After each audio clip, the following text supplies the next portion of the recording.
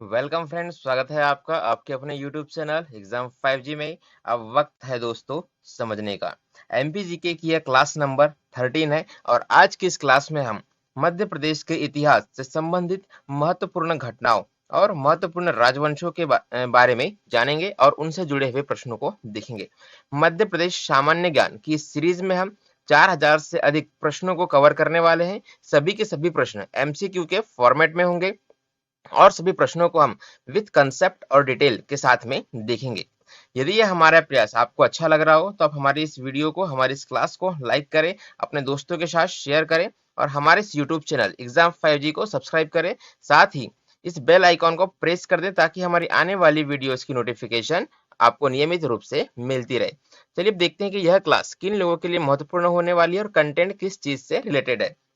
तो हमारी ये एमपीजीके की क्लास एमपीपीएससी प्रीलिम्स की जो बच्चे तैयारी कर रहे हैं उन लोगों के लिए, एमपी पुलिस की जो तैयारी कर रहे हैं उन बच्चों के लिए, और एमपी पीईबी यानी कि व्यापम की एग्जाम जिसमें कि एमपीजीके का सिलेबस होता है, उन सभी एग्जाम्स के लिए अत्यंत ही महत्वपूर्ण होने वाली सभी प्रकार, एक वाइड रेंज में सभी प्रकार के प्रश्नों को हमने इसमें कवर किया हुआ है। सभी के सभी प्रश्न टॉपिक वाइज है ना। एक टॉपिक से पहले प्रश्न आएंगे, फिर उसके बाद हम दूसरा टॉपिक लेंगे। एक टॉपिक वाइज प्रश्नों को हमने पूरा कवर किया हुआ है। यदि आप इस पूरी सीरीज देख लेते हैं तो एमपीजीके से संबंधित कोई भी प्रश्न आपसे नहीं छूटेगा, इस बात की मेरी गारंटी है। यदि बात करें सिलेबस की तो आपको पता होगा कि 2020 के लिए एमपीपीएससी प्रीलिम्स का सिलेबस चेंज हुआ है और उसी चेंज सिलेबस यानी कि 2020 के सिलेबस पर ही हमारा यह वीडियो आधारित है। चलिए दोस्तों, आपका ज्यादा समय न लेते हुए मैं शुरू करता हूं। मालवा का शासक बाज बहादुर किस मुगल शासक के समकालीन था? जैसे कि अगर आपने हमारी पुरानी क्लासेस देखी हो तो आपको यह समझ में आ रहा होगा कि कुछ क्वेश्चन है जो घुमा फिरा कर पूछे गए, यानी कि एक ही क्वेश्चन अलग अलग तरीके से पूछा गया। तो आपको इरिटेट नहीं होना है, इसका मतलब यह है कि वह प्रश्न ज्यादा इंपॉर्टेंट है और परीक्षा में आने की संभावना उसकी ज्यादा है और इससे पहले वो बहुत बार पूछा जा चुका है। ठीक है, तो इसीलिए वो प्रश्न क्या हो रहे हैं, अलग अलग टाइप से रिपीट होते जा रहे हैं। तो उसकी आपको टेंशन नहीं लेनी है। क्या पूछा जा रहा है कि मालवा का शासक बाज बहादुर किस मुगल शासक के समकालीन था? तो दोस्तों, बाज बहादुर यह अकबर के समकालीन होता है। ठीक है, किसके समकालीन है? यह बादशाह अकबर के समकालीन। अब आपके लिए एक प्रश्न है कि पिछली वीडियो में मैंने आपको बाज बहादुर का ओरिजिनल नाम बताया था, है ना। ये इसका ओरिजिनल नाम नहीं है। बाज बहादुर और रूपमती की कहानी के बारे में आपने सुना होगा, जो कि मांडू से संबंधित है। तो उसमें जो बाज बहादुर है यह उनका ओरिजिनल नाम नहीं है, उनका ओरिजिनल नाम कुछ और है। हमने पिछली क्लासेस में आपको बताया, आपको कमेंट बॉक्स में जाना है और हमें, यदि आपने मेरी पिछली क्लास देखी है तो इसका हमें मूल नाम आपको बताना है। यदि नहीं देखी तो पहले इस क्लास के बाद आप जाकर उस क्लास को देखिए, देन आप आकर कमेंट कर सकते हैं। ठीक है, चलिए अगला प्रश्न हम देखते हैं। मुगल शासक अकबर ने मालवा विजय कब प्राप्त की थी? ये पूछा जा रहा है दोस्तों। क्या अकबर ने मालवा विजय कब प्राप्त की थी? तो दोस्तों, अकबर ने सन 1560-61 में मालवा को विजिट किया हुआ था। ठीक है, कब किया था? 1560-61 में। तो इस प्रकार से ऑप्शन नंबर बी इस सवाल का सही जवाब हो जाता है। अगला प्रश्न अब हम देखेंगे। अकबर की मालवा विजय हेतु मुगल सेना का नेतृत्व किसने किया था? अब ये जो राजा अकबर होते थे, है ना, तो ये जो बादशाह थे स्वयं युद्ध करने नहीं आते थे। जब तक कोई ज्यादा इंपॉर्टेंट युद्ध ना हो ये नहीं जाते थे। सबसे पहले ये अपने युद्ध में अपने सेनापति और सामंतों को भेजा करते थे। तो इसी प्रकार से मालवा विजय के लिए अकबर ने किसे भेजा था यह पूछा जा रहा है। तो मालवा के विजय के लिए अकबर ने आदम खां और पीर मुहम्मद इन दोनों ही व्यक्तियों को भेजा था। तो इस प्रकार से ऑप्शन नंबर सी इस सवाल का सही जवाब हो जाता है। अब इन सभी प्रश्नों को जो मैं आपको करा रहा हूँ एमसीक्यू के फॉर्मेट में, इन्हें आप एक टेस्ट सीरीज के रूप में भी ले सकते हैं ना, कि अगर आपने एमपी का जीके पढ़ रखा है तो आप इसे टेस्ट सीरीज के तौर पर भी लगा सकते हैं। मेरे क्वेश्चन को कहने के बाद मैं उसको थोड़ा सा पॉज देता हूँ। उस ड्यूरेशन में आप क्या कीजिए, इस वीडियो को पॉज कर लीजिए और उसके बाद आप सही आंसर टिक कीजिए और वापस में प्ले कर दीजिए। आंसर मैं आपको कंटिन्यू बताते ही चल रहा हूँ। ठीक है, तो इस प्रकार आप चेक कर सकते हैं कि आपकी तैयारी कहाँ तक कंप्लीट हो चुकी है, या आपको अधिक तैयारी की आवश्यकता है, या आपने पूरी तैयारी कर ली है। चलिए दोस्तों, अगला प्रश्न हम देखते हैं। मालवा के शासक बाज बहादुर की प्रेयसी रानी का क्या नाम था? यह पूछा जा रहा है। तो बाज बहादुर की प्रेयसी रानी जो कि रूपमती था, वह मांडू से संबंधित थी। ठीक है दोस्तों, किससे संबंधित थी? मांडू से संबंधित थी, है ना। यदि पूछा जाए कि रूपमती बेसिकली कहाँ की रहने वाली थी, तो बेसिकली रूपमती गुजरात की रहने वाली थी। कहाँ की दोस्तों? गुजरात। गुजरात के ब्राह्मण लड़की थी। ठीक है, अगला प्रश्न हम देखते हैं। मालवा शासक बाज बहादुर ने अपने शासनकाल में मालवा की राजधानी मांडू से कहां स्थानांतरित की थी, यह पूछा जा रहा है। क्या बताना है आपको कि मालवा की राजधानी मांडू यह कहां से कहां स्थानांतरित की गई थी। ठीक है दोस्तों, तो मांडू से राजधानी भेजी गई थी सारंगपुर। कहां भेजी गई थी? सारंगपुर। इस प्रकार से ऑप्शन नंबर सी इस सवाल का सही जवाब हो जाता है। अगला प्रश्न अब हम देखेंगे, रानी रूपमती और बाज बहादुर का मकबरा कहाँ स्थित है। इसे आप इंपोर्टेंट करके याद रखना है आपको। हाँ, यह क्वेश्चन एग्जाम में पूछा जा सकता है। रानी रूपमती और बाज बहादुर का मकबरा दोस्तों, तो यह आपको सारंगपुर में ही देखने को मिलता है, जो कि मांडू के बाद राजधानी बनी थी। ठीक है, अगला प्रश्न हम देखते हैं, सारंगपुर का युद्ध किसके मध्य लड़ा गया था। तो सन 1562 में। कब दोस्तों? सन 1562 में सारंगपुर का युद्ध लड़ा जाता है, और यह युद्ध बाज बहादुर और मुगल सेनापति पीर मुहम्मद खां इनके बीच लड़ा जाता है। किसके बीच? बाज बहादुर और पीर मुहम्मद खां। तो इस प्रकार से ऑप्शन नंबर सी इस सवाल का सही जवाब हो जाएगा। ठीक है दोस्तों, अब अगला प्रश्न अब हम देखेंगे, मालवा का वह शासक जो संगीत का विशेष शौकीन था, उस बारे में पूछा जा रहा है। तो मालवा का शासक बाज बहादुर और उनकी रानी रूपमती दोनों ही संगीत के शौकीन थे। किसके शौकीन थे? संगीत के। तो इस प्रकार से ऑप्शन नंबर डी इस सवाल का सही जवाब हो जाता है। एक अतिरिक्त प्रश्न मैं आपको इसमें बताना चाहूंगा, यदि पूछा जाए कि बाज बहादुर कौन से वाद्य यंत्र में निपुण थे। किसमें? वाद्य यंत्र में। वाद्य यंत्र में। तो दोस्तों यह वीणा बजाने में निपुण थे। किसमें? वीणा। इसको आप अतिरिक्त रूप से याद रखेंगे। अब अगला प्रश्न अब हम देखते हैं, वह मुगल शासक जिसका जन्म मध्य प्रदेश के मालवा क्षेत्र में हुआ वह कौन था। तो मालवा क्षेत्र में आपको पता होगा कि मुमताज महल की मृत्यु हो गई थी। कहां पर मृत्यु हुई थी इनकी? बुरहानपुर जिले में, असीरगढ़ के किले में। ठीक है, प्रसव पीड़ा के दौरान इनकी मृत्यु हो गई, ऐसा कहा जाता है। तो इस प्रसव पीड़ा में उस समय पे औरंगजेब का जन्म हुआ था। ठीक है, किसका जन्म हुआ था? औरंगजेब का। इस प्रकार से ऑप्शन नंबर डी इस सवाल का सही जवाब हो जाता है। अगला प्रश्न हम देखेंगे, बालाघाट में लांजी का किला किस राजवंश से संबंधित है। यदि आप बालाघाट को मैप में देखें तो यह आपको पूर्वी मध्य प्रदेश है ना, पूर्वी और दक्षिणी, दक्षिण पूर्व में आपको दिखाई देगा। यदि आपने अगर हमारी पुरानी क्लासेस देखी हो तो आपको पता होगा कि भारत के पूर्वी भाग पर गौंड वंश और बघेल वंश, इन दो वंश के राजाओं का शासन रहा है। ठीक है दोस्तों, इस प्रकार लांजी का किला की यदि हम बात करें स्पेसिफिकली, तो यह मध्य प्रदेश के गोंड राजाओं से संबंधित था। तो इस प्रकार से ऑप्शन नंबर डी इस सवाल का सही जवाब हो जाता है। और यह गोंड, यह एक जनजाति है जो कि भारत में इनकी संख्या सर्वाधिक है। ठीक है, अगला प्रश्न अब हम देखेंगे, देपालपुर की मस्जिद का निर्माण किसने करवाया था। किसका दोस्तों? देपालपुर की मस्जिद का निर्माण। तो इंदौर जिले में यह आती है। कहाँ? देपाल मस्जिद। यदि पूछा जाए कि यह कहाँ पर है, तो यह इंदौर डिस्ट्रिक्ट में है। पहली बात तो आपको यह याद रखनी है। और इसका निर्माण दोस्तों मुगल शासक औरंगजेब ने करवाया था। तो इस प्रकार से ऑप्शन नंबर डी इस सवाल का सही जवाब हो जाता है। अगला प्रश्न अब हम देखते हैं, मालवा विजय 1561 प्राप्त करने पर मुगल शासक अकबर सर्वप्रथम मध्य प्रदेश के कौन से शहर विजिट पर आया था, यह पूछा जा रहा है। तो उस समय सबसे पहले अकबर आया था दोस्तों सारंगपुर में। तो इस प्रकार से ऑप्शन नंबर सी इस सवाल का सही जवाब हो जाता है। क्यों आया होगा सारंगपुर? क्योंकि यह उस समय राजधानी हुआ करती थी, और राजधानी सबसे डेवलप होती है, और बड़े बड़े लोग कहाँ जाते हैं? राजधानी में ही जाते हैं। तो इस तरीके से आप इसको याद रख सकते हैं। अगला प्रश्न अब हम देखेंगे, मालवा विजय के उपरांत मुगल शासक अकबर ने किसे मालवा का सूबेदार नियुक्त किया था। ठीक है, मालवा के सूबेदार के बारे में पूछा जा रहा है। तो उस समय 1561 में जब मालवा विजित हुआ था दोस्तों, है ना, 1560-61 में हुआ था मालवा विजित। उस समय अकबर ने पीर मुहम्मद खां को यह मालवा का क्षेत्र सौंप दिया था। ठीक है, कि आप इसकी देखभाल कीजिए। अब अगला प्रश्न हम देखते हैं, खानदेश पर अकबर ने आक्रमण कब किया था। खानदेश पर मतलब ये खानदेश बुरहानपुर को हम कहते हैं दोस्तों। ठीक है, तो बुरहानपुर के बारे में पूछा जा रहा है, खानदेश पर अकबर ने आक्रमण कब किया था। अकबर ने यहाँ पर आक्रमण किया था सन 1581 में। ठीक है दोस्तों, कब किया था? सन 1581 में।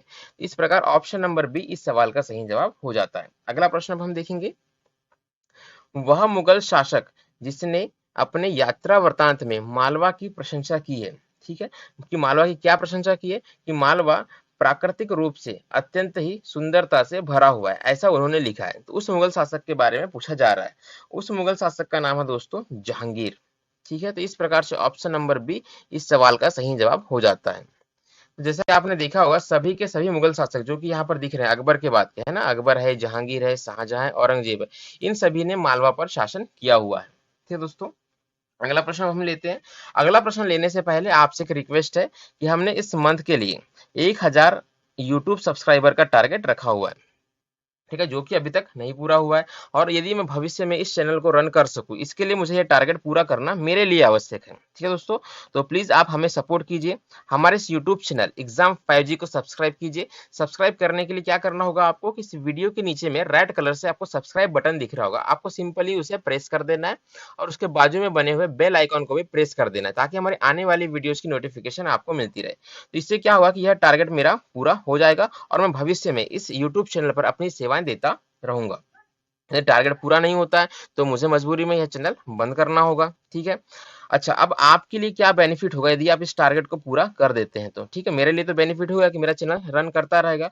यदि 1000 सब्सक्राइबर का टारगेट पूरा हो जाता है, ठीक है दोस्तों, तो जैसा कि पता है कि हम इस YouTube चैनल पर भविष्य में आने वाले किसी भी समय में कोई भी पेड कोर्स नहीं लेकर आएंगे, सारे के सारे कोर्सेज फ्री होंगे, क्योंकि मेरा यह मानना है शिक्षा भारतीयों के लिए फ्री होनी चाहिए, जितना आपसे बन सके, जैसा आपसे बन सके। यदि आप चाहते हैं तो आप भी अपना योगदान दे सकते हैं, अपने एरिया में आप अपने बच्चों को पढ़ा सकते हैं फ्री ऑफ कॉस्ट। ठीक है, शिक्षा फ्री होनी चाहिए, यह मेरा मानना है। तो दोस्तों जैसे ही यह टारगेट 1000 सब्सक्राइबर का टारगेट पूरा होता है, मैं अपने इस यूट्यूब चैनल पर MPPSC मेंस, किसकी दोस्तों? MPPSC मेंस, अभी आप यूट्यूब पर सर्च कर लीजिए, किसी ने भी यूट्यूब पर MPPSC मेंस का पूरा कोर्स नहीं कवर किया हुआ है। मैं 3 सब्जेक्ट, किसने दोस्तों? 3 सब्जेक्ट पूरे करूंगा मेंस के। जैसे ये टारगेट पूरा होता है हमारी क्लासेस स्टार्ट हो जाएगी, 3 सब्जेक्ट MPPSC मेंस के मैं पूरा करने वाला हूं। तो प्लीज आप हमें सपोर्ट कीजिए, ताकि मैं इस यूट्यूब चैनल पर अपनी सेवाएं कंटिन्यू रख सकूं। तो ठीक है दोस्तों, बस इतनी आपसे रिक्वेस्ट थी। अब अगला प्रश्न अब हम देख लेते हैं। अगला प्रश्न है, मालवा का वह व्यक्ति जिसने मुगल शासक औरंगजेब की हिंदू विरोधी नीति की प्रतिक्रिया का विरोध किया था। ठीक है दोस्तों, तो औरंगजेब यह एक कट्टर मुस्लिम शासक हुआ करता था। कौन था यह कट्टर मुस्लिम शासक? तो उस समय में ये गंगाराम, गोपाल सिंह और राजा मोहन सिंह, इन तीनों ने मिलकर राजा औरंगजेब, बादशाह औरंगजेब की हिंदी विरोधी नीतियों का विरोध किया हुआ था, क्योंकि यह इतना बड़ा शासक उस समय हो चुका था भारत का, किसी अकेले का विद्रोह कर पाना संभव नहीं था। तो इन तीनों ने मिलकर औरंगजेब की नीतियों का विरोध किया था। तो इस प्रकार से ऑप्शन नंबर डी इस सवाल का सही जवाब हो जाता है। अब अगला प्रश्न हम लेते हैं। दिल्ली के मुगल शासक मुहम्मद शाह, ठीक है, दिल्ली के मुगल शासक की बात की जा रही है, नाम है इनका मुहम्मद शाह, ने किसे मालवा का सूबेदार नियुक्त किया था? ठीक है दोस्तों, इन्होंने सन 1719 में निजाम उल मुल्क, कब? 1719 में निजाम उल मुल्क को मालवा का सूबेदार नियुक्त किया था। ठीक है दोस्तों, इस प्रकार से ऑप्शन नंबर ए इस सवाल का सही जवाब हो जाता है। अब अगला प्रश्न अब हम देखेंगे, सारंगपुर का युद्ध कब हुआ था, यह पूछा जा रहा है। तो सारंगपुर का युद्ध यह सन 1724 में होता है। ठीक है, 1724। इस प्रकार से ऑप्शन नंबर सी इस सवाल का सही जवाब हो जाता है। यदि यह पूछा जाए कि सारंगपुर का युद्ध किसके और किसके बीच में हुआ था, ठीक है दोस्तों, किसके और किसके बीच में, तो यह मुगल सूबेदार गिरधर बहादुर, है ना। तो पहली बात आपको ये याद रखना है कि यह मुगल वर्सेस मराठा था। क्या याद रखना आपको? मुगल वर्सेस मराठा। मुगल की ओर से इस युद्ध में भाग लिया था मुगल सूबेदार गिरधर बहादुर ने। किसने दोस्तों? गिरधर बहादुर। और मराठों की ओर से इस युद्ध को लड़ा था पेशवा बाजीराव प्रथम ने। पेशवा बाजीराव प्रथम ने। ठीक है, सारंगपुर के युद्ध के बारे में आपको ये बातें विशेष रूप से याद रखनी है। एक सेकंड दीजिएगा। अगला प्रश्न अब हम लेते हैं, मालवा में होलकर राज्य की स्थापना किसने की थी, यह पूछा जा रहा है। ठीक है, तो अब देखेंगे आप, यह मालवा से संबंधित जो प्रश्न थे वो अब खत्म हो गए हैं, और अभी होलकर राज्य से संबंधित प्रश्न अब आने वाले प्रश्नों में आपको देखने को मिलेंगे। क्या दोस्तों? होलकर, जो कि मध्य प्रदेश के इंदौर से संबंध रखते हैं, है ना। तो अब सारे के सारे प्रश्न जो चलेंगे टॉपिक वाइज, वो इस होलकर साम्राज्य के इर्द गिर्द ही चलेंगे। अभी क्या पूछा जा रहा है कि होलकर राज्य की स्थापना किसके द्वारा की गई थी? ठीक है दोस्तों, तो यह होलकर राज्य की स्थापना मल्हार राव होलकर के द्वारा की गई थी। तो इस प्रकार से ऑप्शन नंबर ए इस सवाल का सही जवाब हो जाता है। यदि पूछा जाए कि मल्हार राव होलकर कौन थे, तो यह मराठा के सरदार थे, है ना, मराठा सेना के एक सरदार थे। सरदार मतलब पंजाबी वाले सरदार नहीं, सेनापति वाले सरदार। इन्होंने होलकर साम्राज्य की स्थापना 1731 के आसपास की थी, है ना, 1730-31 के आसपास इन्होंने की थी। ठीक है दोस्तों, यदि आप हमारे पुराने वीडियोस देख रहे हो तो आपको एक बात समझ में आ रही होगी कि पहले मध्य प्रदेश पर किसका शासन हुआ करता था? दिल्ली सल्तनत का। किसका? दिल्ली सल्तनत का। जैसे ही दिल्ली सल्तनत का शासन खत्म होता है, उसके बाद कौन पिक्चर में आता है? उसके बाद आते हैं दोस्तों अकबर वगैरह, है ना, यानी मुगल। यह मुगलों का शासन रहता है। अब मुगल लोग क्या करते हैं, यहाँ पर अपने सेनापति वगैरह वगैरह बनाते हैं। तो उस समय क्या होता है कि दक्षिण भारत में मराठों का उदय होता है इन मुगलों के शासन के टाइम में। तो मुगलों के हाथ से शासन निकलकर अब आ रहा है मराठा के हाथ में। ठीक है, किसके हाथ में आ रहा है? मराठा के हाथ में। मराठाओं का टारगेट क्या है कि पूरा भारत विजय। ठीक है, इसे आप क्रम को समझिएगा, शॉर्ट में समझा रहा हूँ। भारत विजय यानी कि पूरे भारत पर मराठाओं का कब्जा ये चाहते थे या साम्राज्य स्थापित करना चाहते थे। तो इसलिए इन्होंने क्या किया कि मध्य प्रदेश के बहुत से इलाकों में अपने अलग अलग सूबेदार, बहुत से अलग अलग सामंत इन्होंने नियुक्त किए। जैसे कि हम बात करें इंदौर की, है ना, ये रीजन अब बांट रहे हैं, देखिएगा इंदौर में रीजन बांट रहे हैं। इंदौर में इन्होंने होलकर इनको डाला। यदि हम बात करें ग्वालियर की, तो ग्वालियर में इन्होंने सिंधिया इनको डाला। यदि हम बात करें नागपुर की, है ना, तो नागपुर भी उस समय मध्य प्रदेश का, मध्य भारत का हिस्सा हुआ करता था। तो नागपुर में इन्होंने भोंसले इनको डाला। और एक राज्य और हुआ करता था मध्य प्रदेश में, बड़ौदा, जो कि अभी वर्तमान में गुजरात में बड़ौदा। तो यहाँ पर दोस्तों इन्होंने किसको डाला था, ये मुझे याद नहीं आ रहा है, इसका आगे याद आएगा तो मैं आपको बता दूंगा, है ना। तो अलग अलग इन्होंने क्या किया यहाँ पर, जैसे कि होलकर, सिंधिया, भोसले और गायकवाड़, सॉरी बड़ौदा में गायकवाड़। तो इस प्रकार के वंशों के सरदार इन्होंने नियुक्त किए। अब जैसे ही यहाँ पर क्या होगा कि अंग्रेजों का आगमन होगा, है ना, इस मुगल के टाइम में, और मराठाओं के, मुगल के टाइम में अंग्रेजों का आगमन हो जाता है, लेकिन मराठाओं के टाइम में इनकी शक्तियां अंग्रेजों की बढ़ जाती है। जैसे ही अंग्रेजों का आगमन होता है हमारे इस क्षेत्र में, ये चारों के चारों जो है, होलकर, सिंधिया, भोसले और गायकवाड़, ये मराठाओं से मुक्त होकर अपना स्वतंत्र शासन चाहने लगते हैं। इसके लिए वो क्या करते हैं? अंग्रेजों की हेल्प करते हैं, अंग्रेजों की हेल्प लेते हैं, सॉरी करते नहीं है, लेते हैं। तो इस प्रकार से शासन मराठाओं के हाथ से निकलकर इन होलकर, सिंधिया, भोसले और गायकवाड़ के हाथ में आ जाएगा, और इसके बाद यह फाइनली अंग्रेजों के हाथ में चला जाता है। ठीक है, तो इस प्रकार से हमने देखा कि दिल्ली सल्तनत से कैसे शासन का प्रवाह हुआ अंग्रेजों के तक में। ठीक है, आई होप कि आपको इसमें अच्छी जानकारी मिली होगी। अगला प्रश्न अब हम लेते हैं, भोपाल का युद्ध कब हुआ था? तो पहली बात तो यह है कि भोपाल का युद्ध हुआ किसके बीच में था? तो भोपाल का युद्ध दोस्तों ये हुआ था बाजीराव प्रथम, किसके बीच? बाजीराव फर्स्ट और मुगल के बीच। मुगल में भी कौन? निजाम उल मुल्क, मुगल में भी निजाम उल मुल्क। तो इन दोनों के बीच, यानी कि मराठों के बीच में और मराठों के बीच में और मुगल के बीच में, इनके बीच में ही यह युद्ध हुआ था। यहाँ क्या पूछा जा रहा है? सन पूछा जा रहा है, तो सन है दोस्तों 1737। तो इस प्रकार से ऑप्शन नंबर सी इस सवाल का सही जवाब हो जाता है। अगला प्रश्न अब हम देखेंगे, इस्लाम नगर में रानी महल और चमन महल का निर्माण किसके द्वारा करवाया गया था? तो इस्लाम नगर में रानी महल और चमन महल, इन दोनों का निर्माण दोस्त मोहम्मद खान के द्वारा करवाया गया था। और ये दोनों ही स्थापत्य अपनी सुंदरता के लिए अत्यंत ही प्रसिद्ध है। ठीक है दोस्तों, इस प्रकार से ऑप्शन नंबर सी इस सवाल का सही जवाब हो जाता है, दोस्त मोहम्मद खान। इंपॉर्टेंट क्वेश्चन है, आया हुआ है। ठीक है, अगला प्रश्न हम देखेंगे, मध्य प्रदेश में किसकी मृत्यु के बाद मराठाओं ने अधिकार प्राप्त कर लिया था? जैसे कि मैंने अभी आपको बताया था पिछली स्लाइड्स में कि जैसे ही मुगल कमजोर होते हैं, मराठा अधिकार कर लेते हैं ना। और इसमें क्या होता है कि औरंगजेब के बाद यानी कि 1707 में औरंगजेब की मृत्यु होती है। उसके बाद मराठाओं का रुख मध्य प्रदेश या मध्य भारत की ओर होता है, मालवा की ओर होता है। ठीक है, अगला प्रश्न अब हम देखेंगे, यह प्रश्न तो बहुत इजी था, एमपीएसआई में पूछा गया है। और सारे के सारे ऑप्शन जो है, यदि आपको क्रम पता हुआ है ना कि मुगल के बाद मराठा है, तो ये सारे के सारे जो हैं ये तो प्राचीन भारत के से संबंधित है ना। सिर्फ औरंगजेब ही है जो इस मध्यकालीन भारत के आसपास का राजा है। अगला प्रश्न हम देखेंगे, दौरा सराय की संधि में मराठों को किस क्षेत्र का आधिपत्य प्राप्त हुआ था? दौरा सराय की संधि के बारे में दोस्तों पूछा जा रहा है। तो दौरा सराय की संधि यह भोपाल युद्ध के बाद होती है सन 1737 में।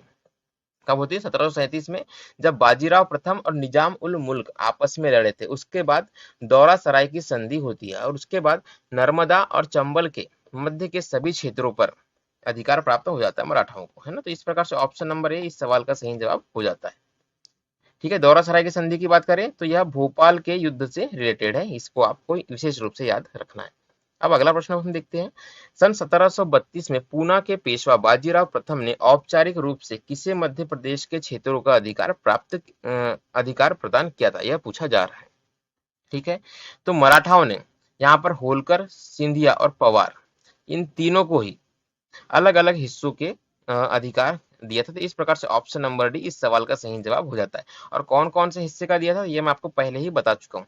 चलिए आपके लिए मैं एक बार रिपीट कर देता हूँ। जैसे कि अभी हम मालवा इंदौर की बात करें तो यहाँ का अधिकार इन्होंने दिया था मल्हार राव होलकर को। ठीक है, अच्छा यदि आपने नोट नहीं किया हो तो मैं आपको नाम के साथ नोट करवा देता हूँ, आप इसे नोट कीजिएगा। यहाँ पर दोस्तों इंदौर के अधिकार की हम बात करते हैं तो इंदौर का अधिकार दिया गया था मल्हार राव होलकर।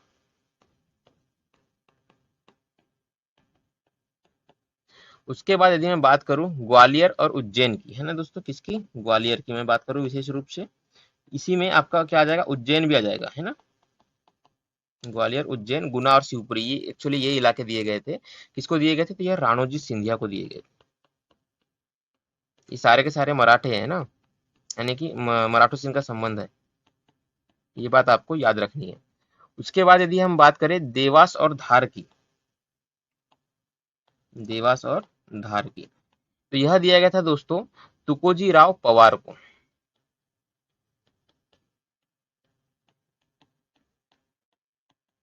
ठीक है, तो इस प्रश्न से संबंधित हमको इतनी जानकारियां यहाँ पर याद रखनी है। अब अगला प्रश्न अब हम देखेंगे। पूना के पेशवा बाजीराव की मृत्यु मध्य प्रदेश के किस स्थान पर हुई थी? तो पूना के पेशवा, यदि आपने बाजीराव मस्तानी यह मूवी देखी है तो उसमें जो बाजीराव रहे होते हैं ना, उनकी मृत्यु होती है दोस्तों रावरखेड़ी में। और रावरखेड़ी कहाँ पर है? तो यह खरगोन में है। तो इस प्रकार से ऑप्शन नंबर ए इस सवाल का सही जवाब हो जाता है, नर्मदा किनारे इनकी मृत्यु हो गई थी। अगला प्रश्न हम देखते हैं। अमझेरा का युद्ध कब लड़ा गया था? तो अमझेरा का युद्ध यह मुगल सूबेदार गिरधर बहादुर और पेशवा बाजीराव प्रथम के मध्य सन 1728 को लड़ा गया था। कब? सन 1728 को। यहाँ पर डेट भी दी हुई है ऑप्शन में, 1728 आपको विशेष रूप से याद रखना है। ऑप्शन नंबर बी इस सवाल का सही जवाब है। और इस अमझेरा के युद्ध में बाजीराव प्रथम इनकी जीत हुई थी और उसके बाद ही मालवा पर मराठों का अधिकार हो गया था। दोस्तों अगला प्रश्न देखते हैं। कुंभेरी का युद्ध कब हुआ था? कुंभेरी का युद्ध होता है सन 1754 में। ठीक है, कब? 1754 में। ये पुराना वाला जो क्वेश्चन है अमझेरा का युद्ध, इसको आपको इंपोर्टेंट करके याद रखना है। ठीक है, चलिए अब हम अपना अगला प्रश्न लेते हैं। कुंभेरी का युद्ध हमने पढ़ ही लिया है। होलकर राज्य की स्थापना किस सन में की गई थी, ये पूछा जा रहा है। तो होलकर राज्य की स्थापना दोस्तों सन 1730 में होती है। कब होती है? सन 1730 में। और कौन करता है? तो आपको बताया था मल्हार राव होलकर। ठीक है, अगला प्रश्न हम देखेंगे। होलकर शासक मल्हार राव होलकर की छतरी स्थित है। ठीक है, अब जैसे कि बारिश में अब हम यूज करते हैं वाली छतरी है क्या? ये वाली छतरी नहीं है। जैसा मराठाओं के लिए क्या होता है, मराठा बोल रहा हूँ, जैसा कि मुगलों के लिए मकबरा होता था, है ना। मुगल क्या बनवाते थे? मकबरा बनाते थे। वैसे ही मराठे छतरी बनाते थे। तो बेसिकली मरने के बाद उनको कहाँ दफनाया गया, उस जगह को हम छतरी कहते हैं। तो यह क्या पूछा जा रहा है कि होलकर शासक मल्हार राव होलकर इनकी छतरी कहाँ पर है?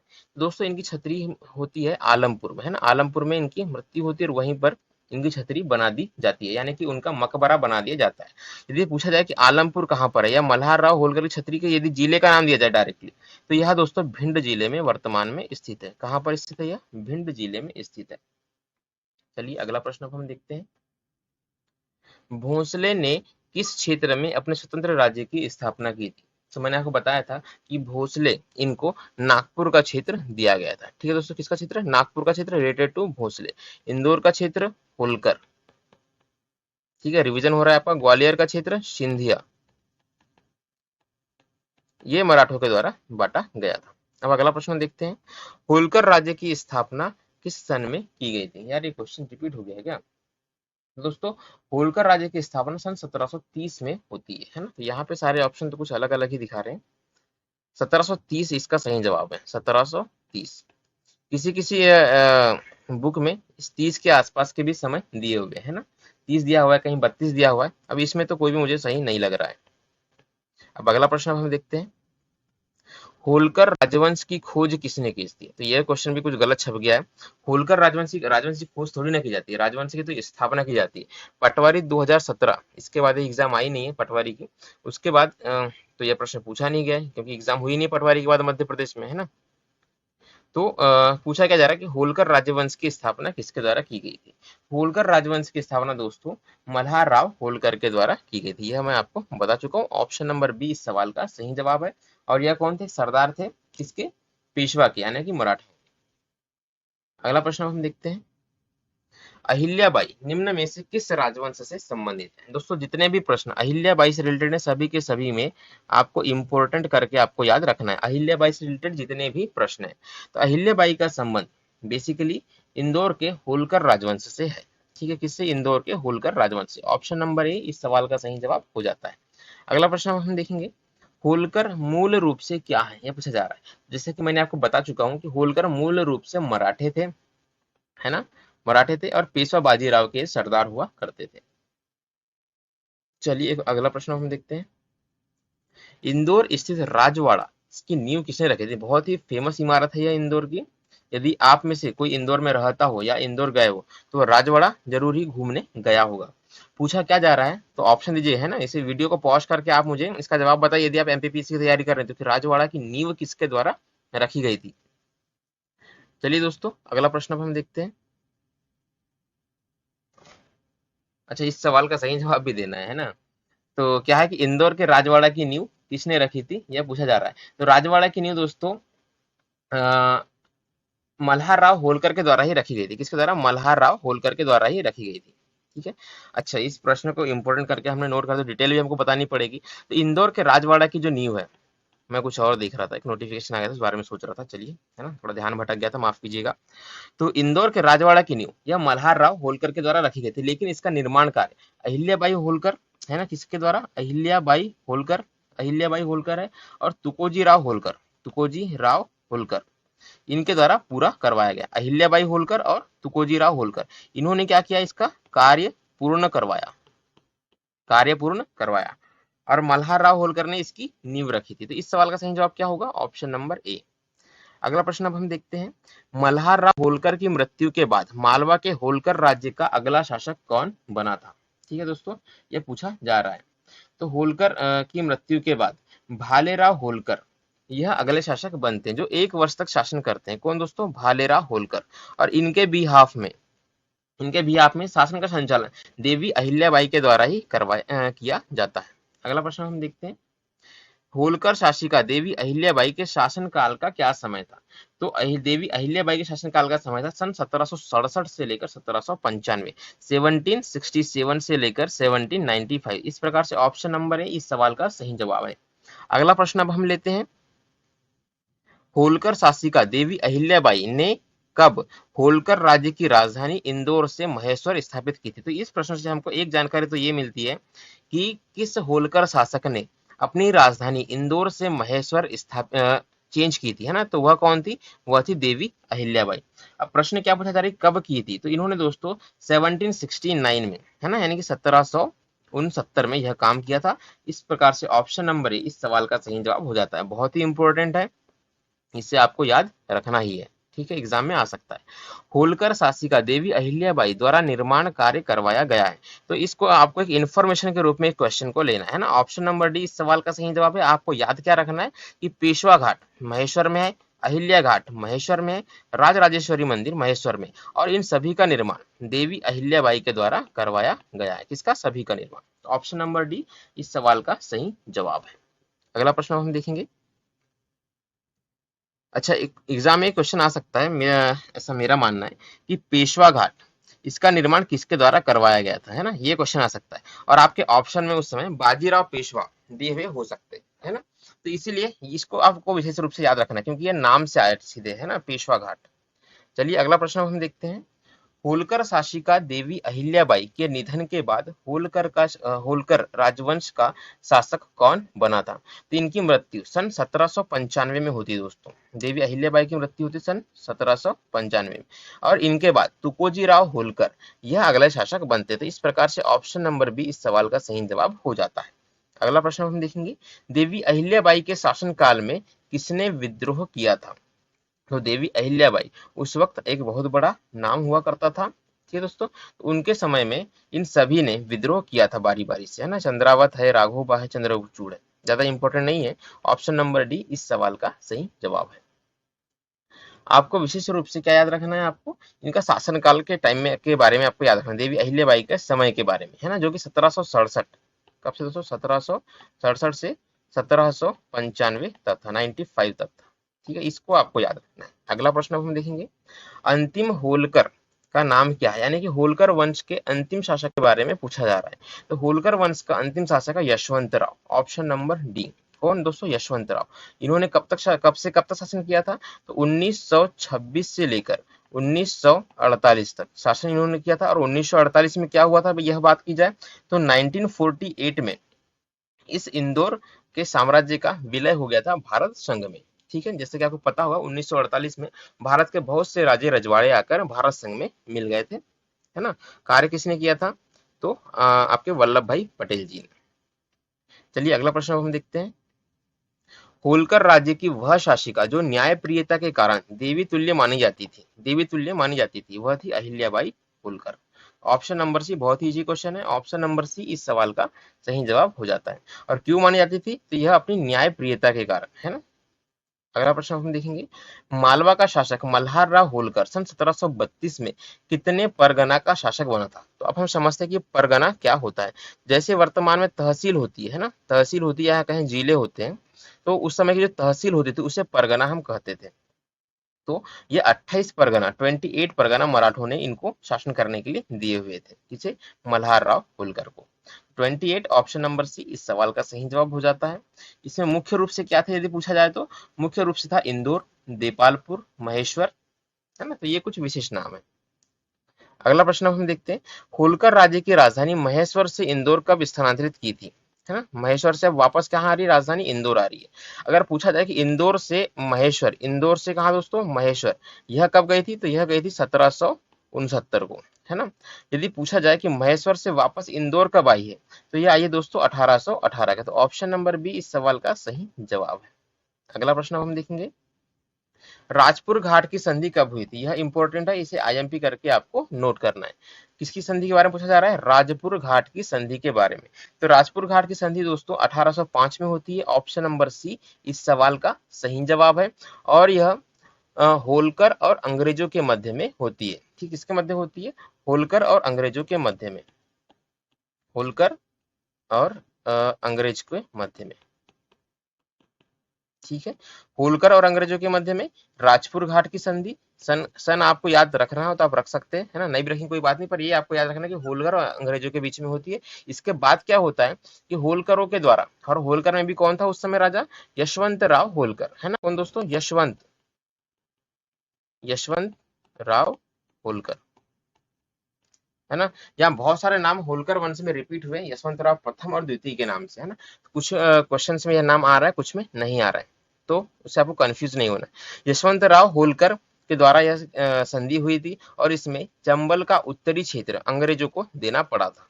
तो अगला प्रश्न अब हम देखते हैं, मंदसौर की संधि कौन से होलकर शासक के समय में हुई थी दोस्तों? तो मंदसौर की संधि होती सन 1818 में, 1818 में। और उस समय मल्हार राव होलकर द्वितीय, इनके साथ यह संधि हुई थी, मल्हार राव होलकर द्वितीय। इस प्रकार से ऑप्शन नंबर डी इस सवाल का सही जवाब हो जाता है। मंदसौर की संधि मल्हार राव होलकर द्वितीय, सन है क्या? 1818। अगला प्रश्न हम देखते हैं, अच्छा यह पूछा जाए किस किस के बीच में हुई थी? तो यह अंग्रेजों के साथ में भी संधि चल रही है ना। 1800 के बाद की जितनी भी संधि होगी यह होलकर वंश और अंग्रेजों के बीच में होगी। इस संधि में क्या हुआ था यदि पूछा जाए तो इस मंदसौर की संधि के बाद सतपुड़ा पर्वत श्रेणी का दक्षिणी क्षेत्र अंग्रेजों के कंट्रोल में आ गया था। किसका दोस्तों? सतपुड़ा का दक्षिणी क्षेत्र, सतपुड़ा का साउथ रीजन, दक्षिणी क्षेत्र। यह अंग्रेजों के कंट्रोल में आ गया था। अगला प्रश्न हम देखते हैं, ग्वालियर संधि कब और किसके शासनकाल में हुई थी? ग्वालियर की संधि दोस्तों यह 5 नवंबर सन 1817 को होती है। कब होती है? 5 नवंबर 1817 को। डेट कितनी है? 5 नवंबर। अब समझ ही गए होंगे, यह दौलत राव सिंधिया के साथ में होती है। दौलत राव सिंधिया और अंग्रेजों के बीच में होती है। अच्छा, इस प्रश्न के बारे में कुछ अतिरिक्त फैक्ट आपको बताना चाहता हूँ कि जब यह संधि हुई थी सन 1817 के टाइम में, तो उस समय पिंडारियों का बहुत ही आतंक हुआ करता था उत्तरी भारत में। किसके दोस्तों? पिंडारियों का। पिंडारियों के बारे में आपने सबसे पहले कहाँ सुना? ठीक है, तो ये सलमान खान की वीर पिक्चर में आपने सुना। ठीक है, जोक्स ऑफ ए पार्ट, आपने पढ़ा होगा पिंडारियों के बारे में। बाकी सलमान खान की जो वीर मूवी है उसमें भी पिंडारियों के बारे में बताया गया है। यदि आपको पिंडारियों के बारे में ज्यादा जानकारी नहीं है तो आप जाकर वो मूवी का थोड़ा सा हिस्सा आप देख सकते हैं ना, जितना आपको पसंद आया। वैसे मूवी देखने लायक तो नहीं है, पर आप देख सकते हैं। तो पिंडारियों का आतंक उस समय हुआ करता था। कहाँ पर? उत्तरी भारत में। और इस उत्तरी भारत में ग्वालियर का क्षेत्र भी आता था, ज्यादा था, ग्वालियर का क्षेत्र भी आता था। तो इन पिंडारियों से बचने के लिए दौलत राव सिंधिया और अंग्रेजों के उस समय ब्रिटिश गवर्नर हुआ करते थे लॉर्ड हेस्टिंग्स, इनका नाम आपने डेफिनेटली सुना होगा, लॉर्ड हेस्टिंग्स। तो इनके मध्य में यह संधि हुई थी। इस प्रश्न के बारे में आपको इतनी बातें याद रख सकते हैं आप। वह होलकर शासक जिसने उज्जैन में दौलत राव सिंधिया को पराजित किया था। तो दौलत राव सिंधिया किसने पराजित किया था, सिर्फ ये पूछा जा रहा है। दोस्तों दौलत राव सिंधिया उस समय यशवंत राव होलकर से पराजित हुए थे। इस प्रकार से ऑप्शन नंबर सी इस सवाल का सही जवाब हो जाता है ना। होलकर और सिंधियाओं के बीच में भी युद्ध हुआ है, इस बात से हमको, इस प्रश्न से हमको ये जानकारी मिलती है। अगला प्रश्न हम देखते हैं कि होलकर वंश का वह शासक जिसका राज्य संचालन तुलसाबाई करती थी। वेरी इंपॉर्टेंट है ना, वेरी इंपॉर्टेंट पर्सनालिटी है। अभी तक आपने देखा होगा कि होलकर वंश में दो शासिकाएं हुई है जो इंपॉर्टेंट है ना। दोनों शासिकाओं के बारे में पूरी पूरी जानकारी आपको याद रखनी। शासक के बारे में आप भले ही ना रखें। एक तो थी कौन? आपकी अहिल्याबाई होलकर, और दूसरी है ये तुलसाबाई होलकर, है ना। कौन? तुलसाबाई होलकर। तो दोस्तों इस सवाल का सही जवाब है यशवंत राव होलकर। यशवंत राव होलकर की मृत्यु होने के बाद राज्य का संचालन तुलसाबाई के द्वारा किया गया था। और तुलसाबाई क्या थी? इनकी प्रेमिका थी। कौन की? यशवंत राव होलकर की यह प्रेमिका थी। यदि पूछा जाए कि इस समय राजा कौन था, राजा की गद्दी पर कौन बैठा था, तो राजा की गद्दी पर मल्हार राव होलकर द्वितीय, ये राजा की गद्दी पर बैठे थे। लेकिन राज्य का संचालन यह पूछा जा रहा है तो यशवंत राव सॉरी तुलसाबाई के द्वारा किया गया था। अगला प्रश्न हम देखते हैं, एक सेकेंड। होलकर राज्य का की वह राज्य संचालिका जिसको अंग्रेजों ने खुलेआम फांसी देकर उसके शव को क्षिप्रा नदी में फेंक दिया था, तो वह दोस्तों तुलसाबाई ही थी, है ना। तो यह एक इंफॉर्मेटिव क्वेश्चन है। तुलसाबाई जब शासन कर रही थी तो अंग्रेजों के द्वारा इनके खुलेआम फांसी दे दी गई थी और इनके शव को क्षिप्रा नदी में फेंक दिया गया था। इस प्रश्न यह प्रश्न जो है यह जानकारी देना चाहता है। अब अगला प्रश्न हम देखते हैं, सन 1857 की क्रांति। देखिए आप, अब होलकर साम्राज्य का जो है समय खत्म हो रहा है ना। अभी क्या प्रश्न के थोड़े से चेंज हो रहे हैं। अब सन 1857 की क्रांति के बारे में पूछा जा रहा है। इस समय इंदौर के, सॉरी होलकर राज्य का ही, इस समय इंदौर के होलकर राज्य का शासक कौन था यह पूछा जा रहा है। तो उस समय होलकर शासन जो था तुकोजी राव होलकर द्वितीय के हाथों में था। तुकोजी राव होलकर द्वितीय, इंपॉर्टेंट क्वेश्चन है ना। इंपॉर्टेंट क्यों है? क्योंकि 1857 की क्रांति इंपॉर्टेंट है। तो उस समय इंदौर के बारे में पूछा जा रहा है। तो उस समय का इंदौर तुकोजी राव होलकर द्वितीय के हाथों में था। अगला प्रश्न हम देखेंगे, इंदौर स्थित लाल बाग पैलेस का निर्माण किसने करवाया? वेरी इंपॉर्टेंट प्रश्न है यह, लाल बाग पैलेस का निर्माण। तो इसका निर्माण दोस्तों सन 1888 में, इस सन को भी आपको याद रखना है, 1888 है ना, इजीली याद आपको हो जाएगा। इसका निर्माण शिवाजी राव होलकर के द्वारा करवाया गया था। तो ऑप्शन नंबर बी इस सवाल का सही जवाब हो जाता है, लाल बाग पैलेस, शिवाजी राव होलकर। मालवा के होलकर वंश का अंतिम शासक कौन था? वेरी इंपॉर्टेंट है। होलकर वंश का अंतिम शासक मैंने आपको बताया था यशवंत राव होलकर था। और यशवंत राव होलकर कौन सा था? तो यह द्वितीय वाला था, है ना, यशवंत राव होलकर द्वितीय। तो इस प्रकार से ऑप्शन नंबर बी इस सवाल का सही जवाब हो जाता है। कभी कभी मुझे लगता है बहुत ही तेज मैं बोल रहा हूँ, ज्यादा तेज नहीं बोलना है, कंट्रोल में कर नहीं पाता हूँ एक्चुअली, तेज बोल ही देता हूँ, है ना। महेश्वर स्थित राजराजेश्वरी मंदिर का निर्माण किसके द्वारा करवाया गया था? दोस्तों महेश्वर स्थित राजराजेश्वरी मंदिर, इस प्रश्न से हमें क्या जानकारी मिलती है कि राजराजेश्वरी का मंदिर यह किस स्थान पर स्थित है? तो हम यह बता सकते हैं कि यह महेश्वर में स्थित है। यह तो आप याद कर गए थे, लेकिन एग्जाम में क्या आ गया? एग्जाम में आ गया कि निर्माण किसके द्वारा करवाया गया। तो निर्माण दोस्तों देवी अहिल्याबाई ने इसका करवाया था। तो ऑप्शन नंबर ए इस सवाल का सही जवाब हो जाता है। अगला प्रश्न अब हम देखते हैं, होलकर शासक यशवंतराव होलकर की मृत्यु किस स्थान पर हुई थी, पूछा जा रहा है। तो होलकर शासक यशवंतराव होलकर की मृत्यु मंदसौर जिले में होती है। ठीक है दोस्तों, मंदसौर जिला। तो इस प्रकार से इस सवाल का सही जवाब क्या हो जाएगा, ऑप्शन नंबर ए। मंदसौर ये कहाँ पर हुई पूछा जाए तो भानपुरा में हुई, यह एक तहसील का नाम है। यदि कब हुई पूछा जाए तो यह हुई थी 28 अक्टूबर 1811 में। ठीक है, इसको आप अतिरिक्त रूप से याद रख सकते हैं। अब अगला प्रश्न हम देखते हैं, होलकर शासिका देवी अहिल्याबाई की छतरी कहाँ पर स्थित है, यानी कि देवी अहिल्याबाई के मकबरे के बारे में पूछा जा रहा है। तो देवी अहिल्याबाई का मकबरा, ये छतरी कहे जाए तो इसे महेश्वर में बनाया गया है। कहाँ पर दोस्तों, महेश्वर में। महेश्वर से इनको अत्यधिक प्रेम था, है ना, राजधानी भी लेकर चली गई थी महेश्वर पर। इंदौर सॉरी इंदौर कह रहा हूँ, नर्मदा नदी के किनारे बसा हुआ बहुत ही सुंदर शहर है महेश्वर। यदि आप इसके आसपास रहते हो तो यदि आप अभी तक घूमने नहीं गए हैं महेश्वर, तो घूमने जरूर जाइएगा। अगला प्रश्न हम देखते हैं, वह होलकर शासक जिसने भानपुरा मंदसौर में गन फैक्ट्री का निर्माण करवाया था। तो यह गन फैक्ट्री का निर्माण यशवंतराव होलकर के द्वारा करवाया गया था। तो ऑप्शन नंबर बी इस सवाल का सही जवाब हो जाता है। यशवंतराव होलकर, मंदसौर जिला, भानपुरा, गन फैक्ट्री, इन तीनों बातों को आप याद रखेंगे। अगला प्रश्न हम देखते हैं, वह होलकर शासक जिसने इंदौर में कर मुक्त व्यापार का बाजार बनाया था। एक बाजार बनाया गया था जो कि कर से मुक्त था, जहां पर टैक्सेस नहीं लगते थे। ठीक है दोस्तों, क्या नहीं लगते थे, जहां पर टैक्सेस नहीं लगते थे। तो यह बाजार बनाया गया था। पहली बात तो आपको याद रखना कि यह बाजार बनवाया कहाँ गया था, तो यह बाजार सियागंज में बनवाया गया था।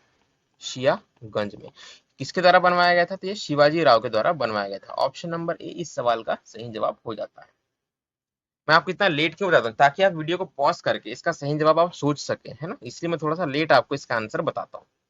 चलिए अगला प्रश्न हम देखेंगे, सिंधिया वंश का संस्थापक कौन था, यह पूछा जा रहा है। अच्छा, यहाँ से होलकर समाप्त हुई, अब सिंधिया पिक्चर में आ रहे हैं ना। जैसे आपने देखा होगा कि होलकर से संबंधित सभी प्रश्नों को हमने देख लिया, अभी सिंधिया पिक्चर में आ गए। अब सिंधिया वंश के बारे में अब हम जानकारी प्राप्त करेंगे। सिंधिया वंश की स्थापना सन 1732 में, कब दोस्तों, सन 1732 में। 30-31 के आसपास ही सारे राजवंशों की स्थापना हुई जो कि मध्य प्रदेश में शासन कर रहे थे। जैसे कि होलकर वंश है, सिंधिया वंश है ना, नागपुर का भोसले वंश है, या गायकवाड़ वंश है बड़ौदा का। ये सब 1732 30-32 के आसपास ही इनकी स्थापना हुई थी। इसकी स्थापना होती है राणोजी सिंधिया के द्वारा। ठीक है, किसके द्वारा, राणोजी सिंधिया। तो ऑप्शन नंबर ए इस सवाल का सही जवाब है। चलिए अगला प्रश्न हम देखते हैं, सिंधिया वंश की प्रारंभिक राजधानी कहाँ पर थी। सिंधिया वंश की प्रारंभिक राजधानी दोस्तों बहुत ही इंपॉर्टेंट है, यह आपसे पूछा जा सकता है। यदि आप पूछा जाए सिंधिया वंश की राजधानी के बारे में, तो जिन बच्चों ने डीप में नहीं पढ़ा है वो ग्वालियर को ही टिक करेंगे। लेकिन दोस्तों सिंधिया वंश की प्रारंभिक राजधानी यह उज्जैन थी। क्या हुआ था कि अमझेरा का युद्ध हुआ था। किसका युद्ध दोस्तों, अमझेरा का युद्ध। कब हुआ था यह अमझेरा का युद्ध, अमझेरा का युद्ध हुआ था सन 1729 में। 1729 में इसमें राणोजी सिंधिया के द्वारा वीरतापूर्ण प्रदर्शन किया गया था। और इस प्रदर्शन के बाद बाजीराव प्रथम ने खुश होकर इन्हें उज्जैन, शाजापुर, गुना, शिवपुरी और ग्वालियर, ठीक है दोस्तों, 5 जगह कहां पर यदि बात की जाए तो उज्जैन था, इसमें था शाजापुर, एक मैंने आपको क्या बताया था, एक बताया था आपको गुना, एक बताया था आपको शिवपुरी, और ये बताया था आपको ग्वालियर। तो इन क्षेत्रों का जो शासन है यह राणोजी सिंधिया को दे दिया गया था। कब दे दिया गया था, 1732 में। तो दोस्तों तो इनकी प्रारंभिक राजधानी, यह प्रश्न पूछा जा रहा था, तो यह प्रारंभिक राजधानी उज्जैन हो जाती थी। चलिए अगला प्रश्न हम देखते हैं, राणोजी सिंधिया संबंधित है। राणोजी सिंधिया किस परिवार से संबंधित है, बेसिकली यह पूछा जा रहा है। तो राणोजी सिंधिया का संबंध महाराष्ट्र के पाटिल परिवार से था। Scindia is equal to Patil, है ना। तो इस प्रकार से ऑप्शन नंबर सी इस सवाल का सही जवाब हो जाता है। अगला प्रश्न देखेंगे, राणोजी सिंधिया की मृत्यु कब हुई थी, ये पूछा जा रहा है। तो राणोजी सिंधिया की मृत्यु शाजापुर में होती है दोस्तों। कहां पर होती है, यह आपको याद रखना है, शाजापुर में होती है। यदि सन के बारे में पूछा जाए तो वह सन 1745। तो ऑप्शन नंबर ए इस सवाल का सही जवाब हो जाएगा। 1745 में राणोजी सिंधिया की मृत्यु। स्थान का नाम पूछा जाए तो शाजापुर। यदि और डीपे पूछा जाए शाजापुर में भी किधर पर हुई थी, तो शुजालपुर में हुई थी। ये अभी आप याद रख सकते हैं दोस्तों, शुजालपुर। ठीक है, तो इस प्रकार हमारी आज की क्लास एमपीजीके की 13 नंबर क्लास समाप्त होती है। यदि हमारी ये क्लास आपको अच्छी लगी हो तो आप इसे लाइक करना ना भूलें, है ना। हमारे लाइक्स बहुत कम आते हैं, आपके लाइक से मुझे मोटिवेशन मिलेगा और मैं अच्छी से अच्छी जानकारी आपके लिए लेकर आता रहूंगा। आप इसे लाइक करें, अपने दोस्तों के साथ शेयर करें ताकि वे भी इसका लाभ ले सकें। सारी की सारी वीडियोस बिल्कुल फ्री है है ना। पैड कोर्स यहाँ पर कभी चालू नहीं होने वाला है, तो इसके लिए आप हमारे इस यूट्यूब चैनल को सब्सक्राइब भी कर ले, जिसका नाम क्या है, एग्जाम 5G। नीचे आपको रेड कलर से लिखा हुआ दिख रहा होगा। साथ ही इस बेल आइकॉन को प्रेस करना ना भूले, ताकि हमारी आने वाली MPGK की नोटिफिकेशन, वीडियोस की नोटिफिकेशन आपको मिलती रहे। साथ ही इस बात को आपको याद रखना है दोस्तों कि 1000 सब्सक्राइबर का टारगेट हमें पूरा करना है। यदि टारगेट पूरा हो जाता है तो MP PSC मेंस के 3 सब्जेक्ट मैं अपने इस यूट्यूब चैनल पर कवर कराऊंगा। यह मेरी तरफ से आपको वादा है। तो प्लीज हमें हेल्प करें और यह यूट्यूब चैनल चलता रहे, इसके लिए इस टारगेट को पूरा करें जल्द से जल्द।